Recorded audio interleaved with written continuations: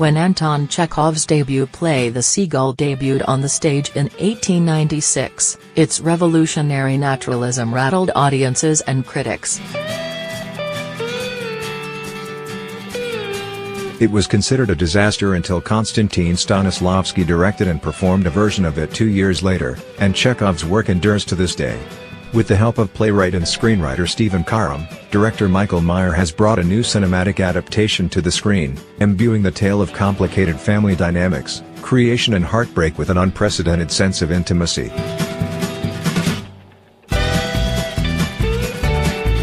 In the countryside outside of Moscow, a family gathers at a sprawling wooded estate.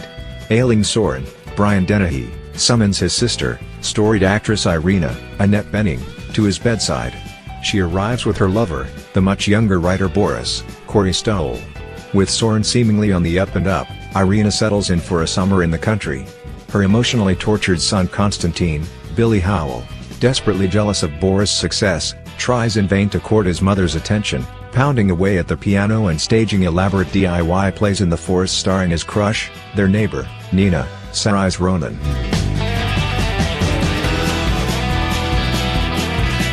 The foursome becomes hopelessly entangled in a knot of jealousy, affection and betrayal, as Boris and Nina are drawn to each other.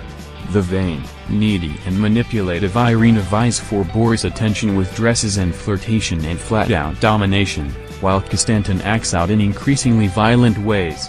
He shoots a seagull and lies at Nina's feet, declaring he is the seagull.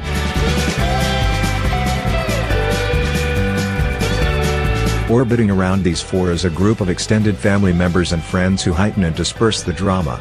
Masha, Elizabeth Moss, is the hilariously goth daughter of the farm managers, who pines after Konstantin while rebuffing the attention of schoolteacher Medvenko, Michael Zegan. Everyone wants something that they're not getting: inspiration, success, fame, love, adoration.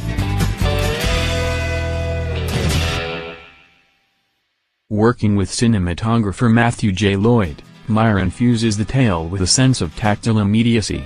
The film is lit almost entirely with practical lighting, fires and candles and sunlight dancing on skin.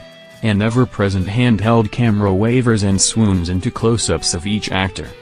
There are almost no wide establishing shots, so we're up close and personal with each character.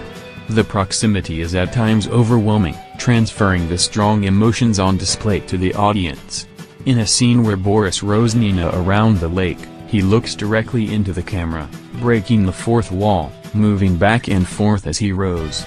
The sheer intimacy is enough to make anyone fall for him, or at least get a sense of Nina's experience as she's swept away.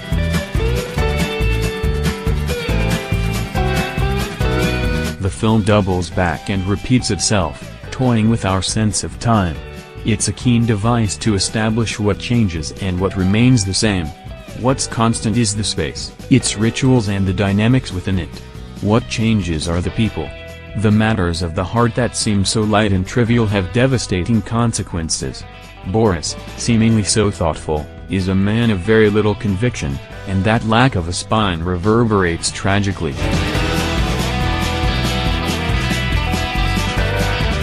For his take on The Seagull, Meyer has assembled a spectacular cast and maintains the historical roots, but most importantly, he's paid tribute to Chekhov's landmark sense of naturalism, which was a great evolution for the theater.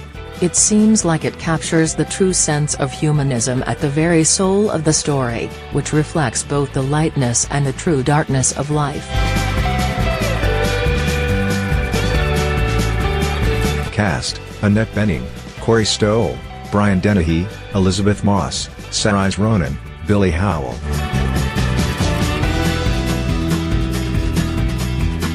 Rated PG-13 for some mature thematic elements, a scene of violence, drug use, and partial nudity.